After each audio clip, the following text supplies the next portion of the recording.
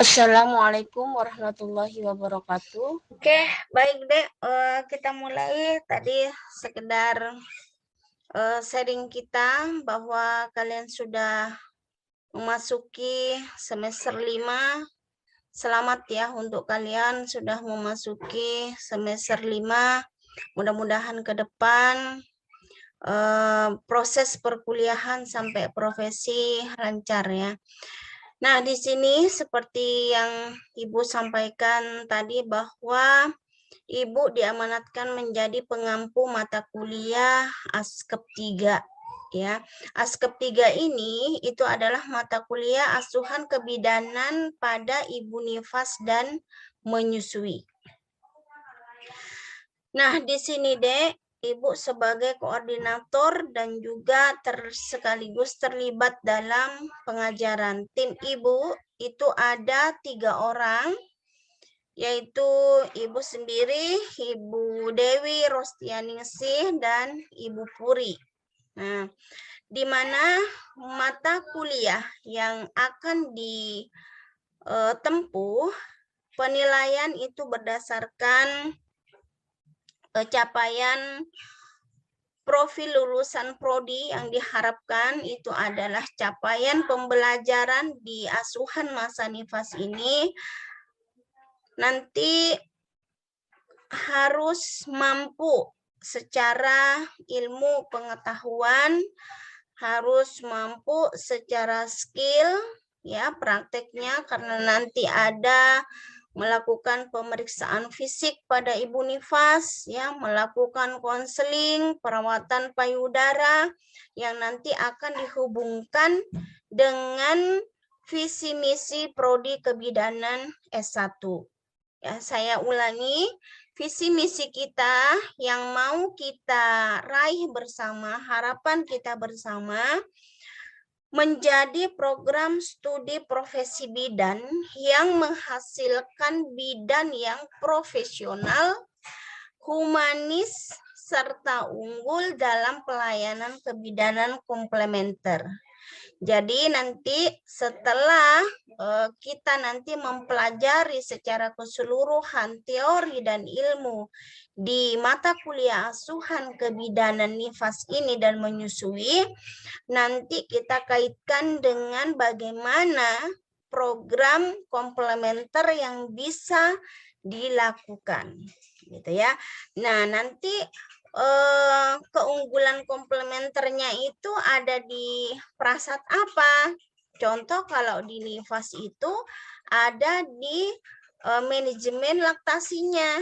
Nah, di mana asuhan komplementernya itu nanti bisa kita tingkatkan pengetahuan dan skillnya. Contoh di pijat oksitosin, gitu ya. Kemudian sudah kenal ya pijat oksitosin ya? Sudah ya? Sudah, artinya sudah pernah baca-baca kalian nanti terkait pijat oksitosin itu seperti apa, kemudian bagaimana perawatan payudaranya, nanti seperti apa yang harus dilaksanakan, nanti kita akan bahas. Nah, lanjut untuk CPMK-nya, Dek. Nah, dari capaian dari mata kuliahnya, kita punya 8 capaian yang akan dicapai nanti dalam 14 kali pertemuan.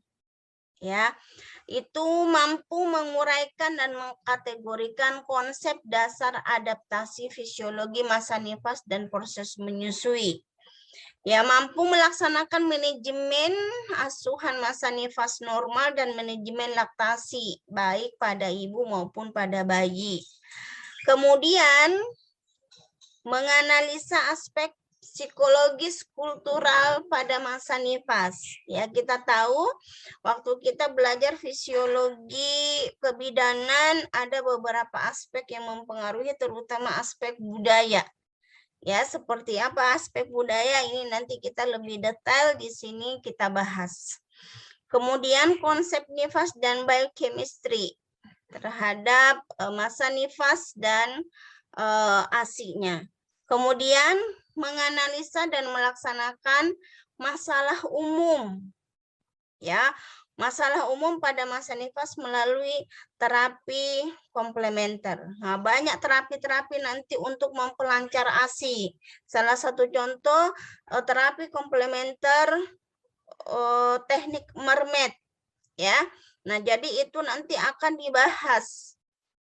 dibahas di situ semua.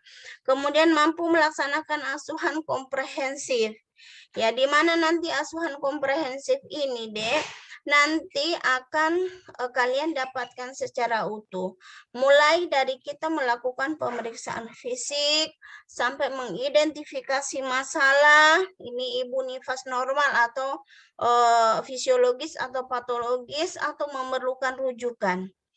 Ya, yang nantinya kalian nanti akan melaksanakan pendokumentasian juga. Itu. Nah, ini kira-kira materi atau kajian mata kuliahnya yang perlu sama-sama kita cari, ya. Sama-sama kita nanti melakukan literasi secara digital mungkin saat ini, ya, baik digital atau buku, nanti akan menjadi referensi utama yang harus kalian miliki. Nah, ini ada ibu sudah bagi menjadi 14 kali pertemuan. Ya, 14 kali pertemuan yang akan kita bahas. Nah, ibu sampaikan di sini, ya, di sini pustaka utama.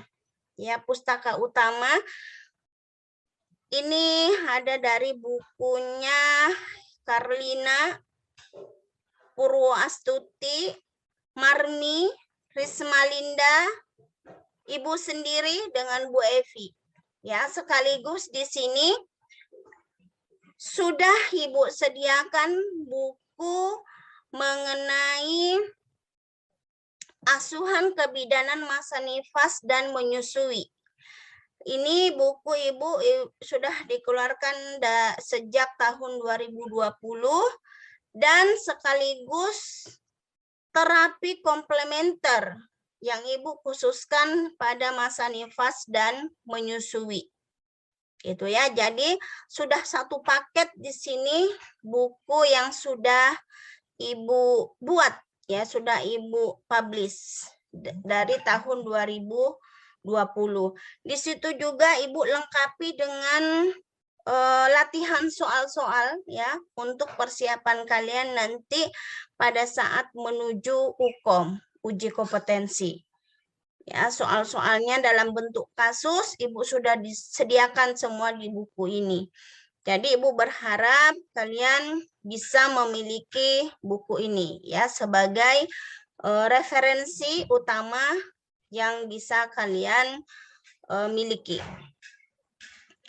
Nah, ini untuk penjabaran dan waktunya ini ibu sudah jelaskan. Minggu pertama yaitu pada hari ini, ya, pada hari ini dan hari Jumat, Selasa dan hari Jumat, waktu-waktunya sudah kita jelaskan. Namun ini kita nanti berdasarkan kesepakatan, ya, Dek. Kalau misalkan Zoom kalian ibu, kami perlu istirahat, kami perlu rehat, bentuk dan metodenya itu Bu, bagaimana kalau seperti ini? Tidak apa-apa, kita punya kesepakatan bersama dalam hal metode, gitu ya. Apalagi nanti untuk menambah keseriusan kita di dalam pembahasan mata kuliah ini, kita sama-sama belajar, ya, kita sama-sama mencari referensi yang lebih baru lagi mungkin kalian dapatkan berdasarkan jurnal-jurnal penelitian, ya, yang terbaru di tahun 2021, ya, boleh kalian mencari untuk menyempurnakan mata kuliah yang akan kalian pelajari, khususnya di mata kuliah asuhan kebidanan pada masa nifas dan menyusui. Nah, ini sudah ibu breakdown, ya, dari minggu pertama sampai minggu ke-14. Nah, di minggu pertama itu dengan saya sendiri, Ya, ini langsung nanti Ibu mau memberikan beberapa materi ya yang berhubungan dengan definisi nifas, tujuan, peran dan tanggung jawab ya, peran dan tanggung jawab nifas dan menyusui. Kemudian tahapan masa nifas, kebijakan program, ya ini dari kajian-kajian mata kuliahnya, ini semuanya dibahas tuntas di sini.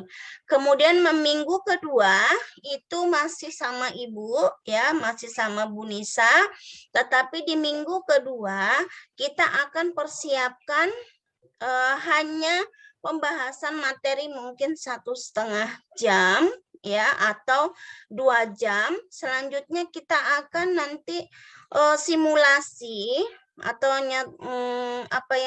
penampilan video atau bahkan nanti simulasi yang akan Ibu praktekkan di laboratorium secara live. Nanti akan sama kalian nanti melakukan demonstrasi gitu ya. Kemudian di minggu ketiga bersama Ibu Puri ya, minggu ketiga bersama Bu Puri, kemudian minggu keempat itu bersama Ibu Puri, kemudian minggu kelima masih sama Bu Puri lagi, dan minggu ke-6 bersama Bu Puri. Ya, setelah itu minggu ke-7 bersama Ibu Dewi. Ya, ini sudah Ibu plot waktunya di sini. Ya, dan minggu ke-8 kalian akan siap-siap di sini untuk ujian tengah semester. Gitu ya. Ujian tengah semester itu dimulai dari tanggal 8 November ya. Lalu setelah ujian tengah semester, minggu ke-9 itu masih sama Ibu Dewi.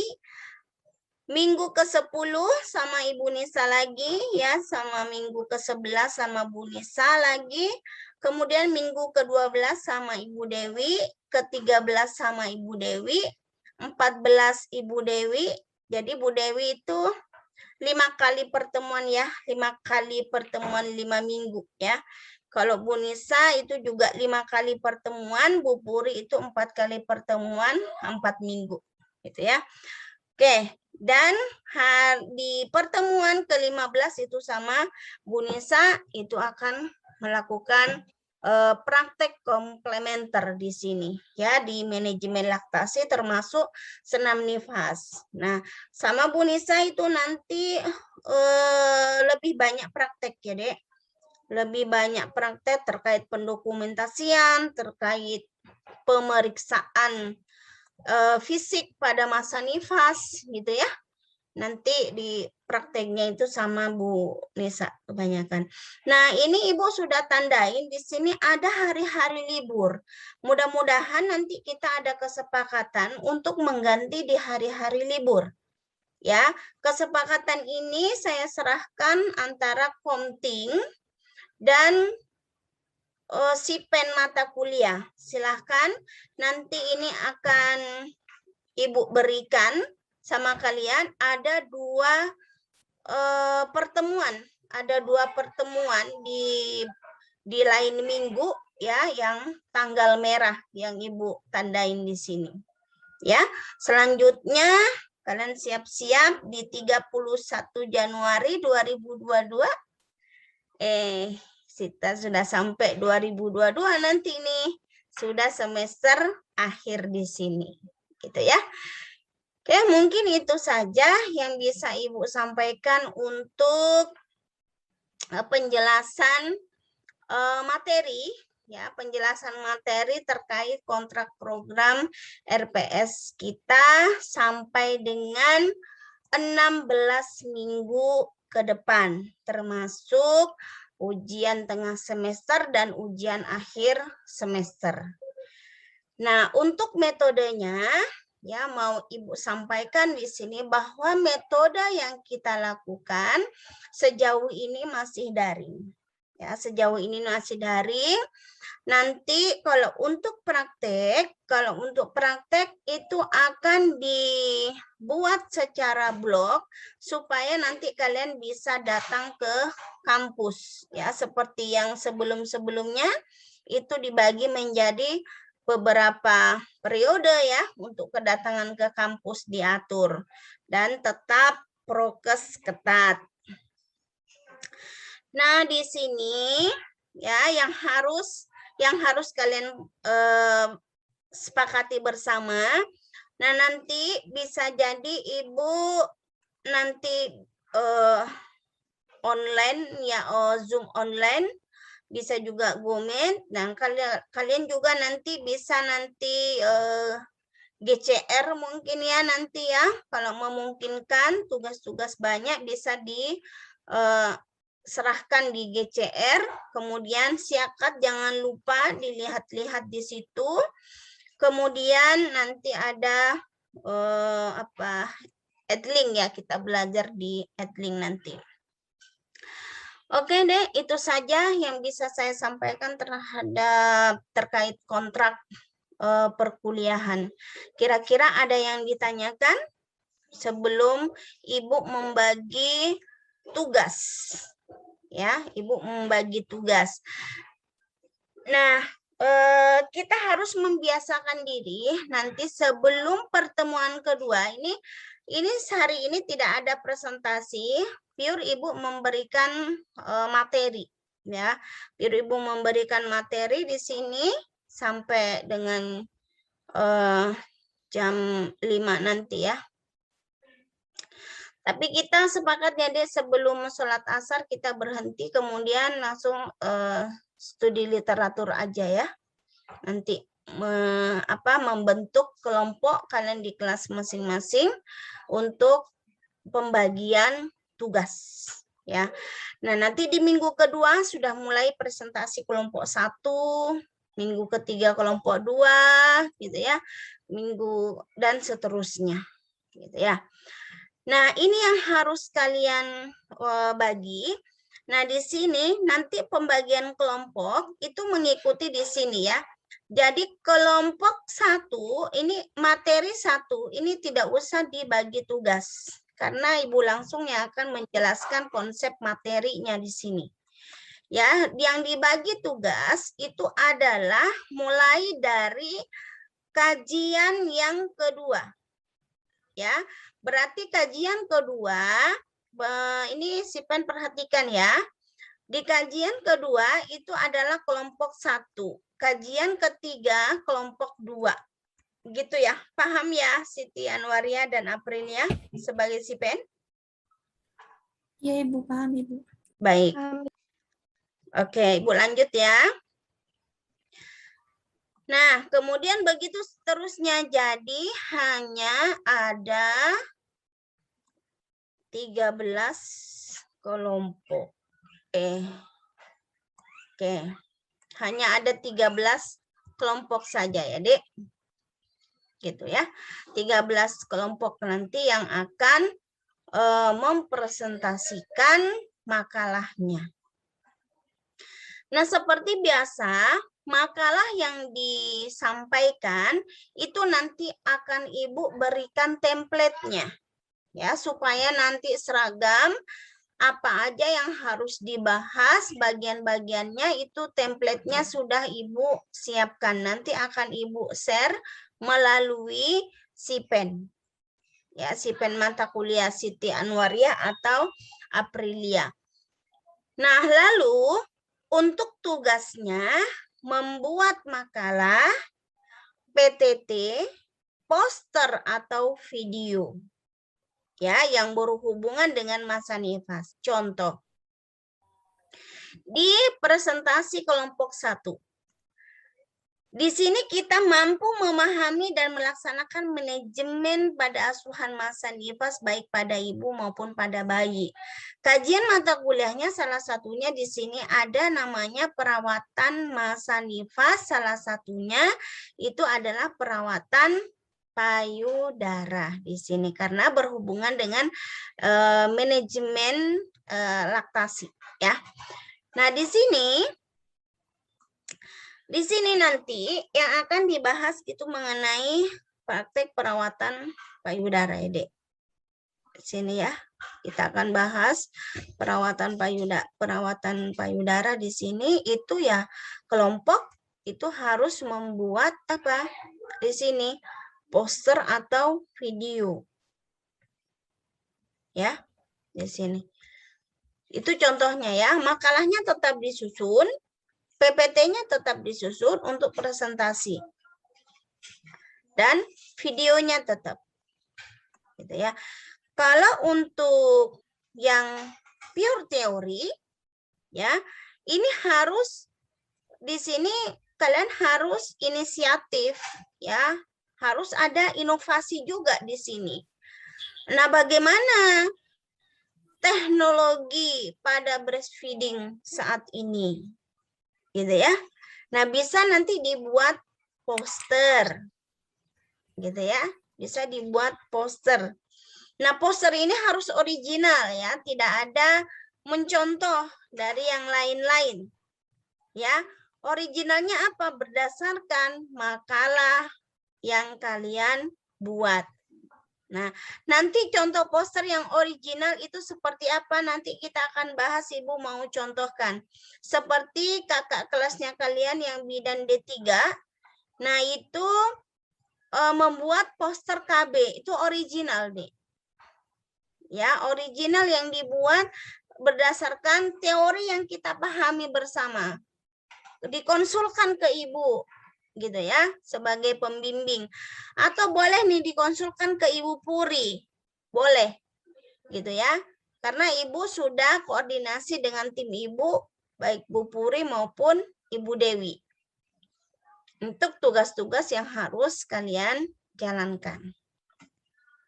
Kayak gitu kira-kira ya, gambaran mata kuliah yang akan kita jalani dan tugas yang harus kalian selesaikan. Nah, untuk penilaian tugas itu kita ambil 40% ya, Dek, cukup tinggi. Jadi manfaatkan nilai di sini, 40% yang akan kita ambil. Nah ya, 60% itu adalah bagaimana hasil presentasimu, bagaimana hasil ujian tengah semester dan akhir semester, termasuk sikap. Ya, contoh sikap di sini salah satunya contoh sikap kehadiran, ya, adanya kehadiran, kemudian sikap yang baik menjadi seorang mahasiswa di dunia maya seperti ini ya, di zaman digital ini harus membuka kamera. Ya.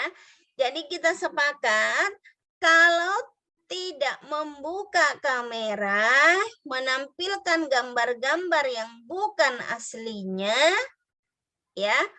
Contoh nih kayak Tiara nih. Nah, Tiara ini tidak menampilkan foto asli, bukan orang asli. Nanti Ibu akan kurangi nilainya. Ibu, saya pindah ke laptop, Ibu. Tadi laptopnya mati, Ibu. Nah, ya, saya contohkan, Dek. Saya contohkan gitu ya. Ini untuk pertemuan pertama oke lah, Ibu ada kebijakan ya, karena kita kan belum sepakat. Kalau sudah Ibu sampaikan, kita sama-sama sepakat, kita sama-sama jalani gitu ya. Karena Ibu juga berhadapan kalian itu tidak tutup kamera. Jadi kalian jangan tutup kamera gitu ya. Itu adalah sikap sebagai mahasiswa di era digital. Ya, itu adalah sopan santunnya. Nah, Ibu akan kurangi nanti ya. Jadi begitu kalian presentasi, Ibu sudah mulai searching mana yang tidak buka kamera, itu akan Ibu kurangi. Ibu juga sudah menyampaikan kepada tim Ibu, Ibu Puri dan Ibu Dewi. Ya, kita harus sama di dalam memberikan penilaian dan menentukan kebijakan di dalam proses terutama di mata kuliah ASKEP 3 ini. Gitu ya. Saya harap kesepakatan ini kita jalani bersama. gitu ya. Oke, baik, itu saja yang bisa saya sampaikan hari ini. Kurang lebihnya kalau memang ada kalian mau menyampaikan pendapat, kritik, atau saran, saya persilahkan.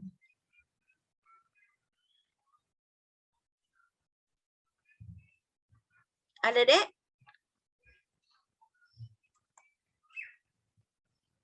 Ada yang mau kita bahas?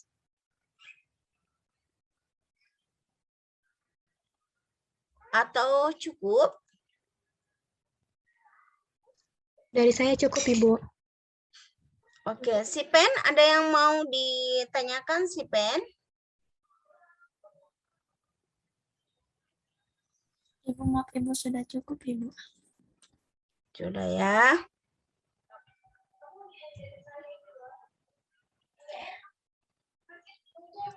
Oke, silahkan kalau misalkan ada yang perlu kita bicarakan lagi. Ibu bisa tutup ini share screen-nya. Ada yang mau ditanyakan lagi? Cukup? Baik, kalau tidak ada pertanyaan lagi, Ibu tutup. Sekian, terima kasih atas perhatiannya. Wabillahi taufiq wal hidayah. Wassalamualaikum warahmatullahi wabarakatuh.